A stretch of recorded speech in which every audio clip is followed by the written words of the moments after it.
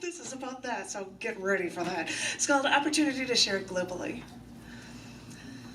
Not too long before I was born, ARPA, the Advanced Research Projects Agency, gave BBM Technologies the contract to build the precursor to the World Wide Web.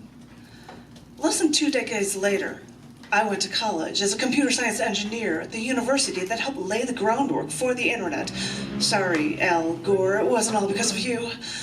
But when I look back, I think of how my life in some ways may reflect the life of the internet.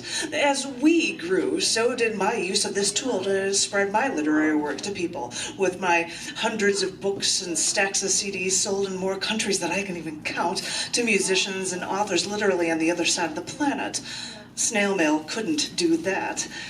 You may have once called me a Luddite, but my literary magazine had a web page before my other colleagues I knew did, and thanks to my web partner in crime, I like that I can give people an opportunity to share their writing with the rest of the world, thanks to this tool.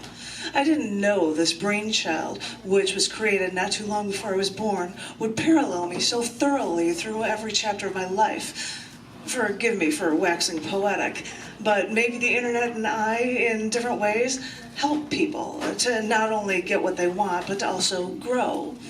Okay, maybe I can't call myself as grandiose as the internet, but really, it seems like the World Wide Web has been on my tail my whole life. So, digital or not, we may be more alike than you think.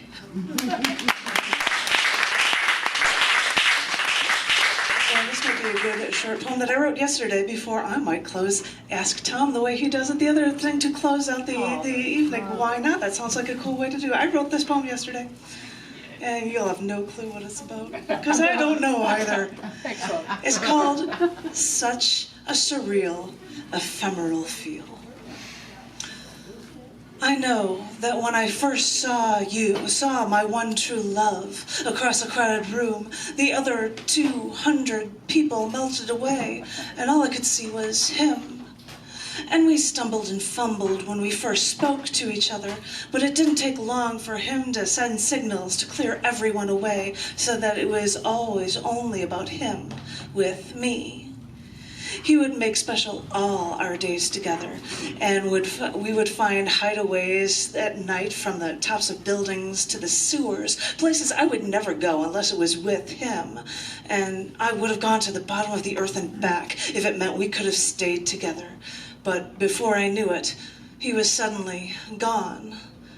And for all these decades since he left my world, I've only been able to live in the shadow of what we had together. Yes, I may wallow, but I hypnotize people still with the songs I sung for him. I sing with the heart of one who once felt such love. It so overflowed. It was such an unbounded love that just hearing those songs made women cry. There was such an ephemeral feel to us that I have no choice but to live in those moments we shared together. For although our time was brief, it was the only time I could ever want, and I will cherish it always.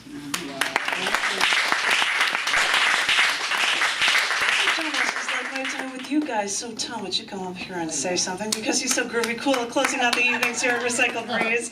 Give it up for Tom. As Linda would say, would you all breathe with me really loudly? Breathe in.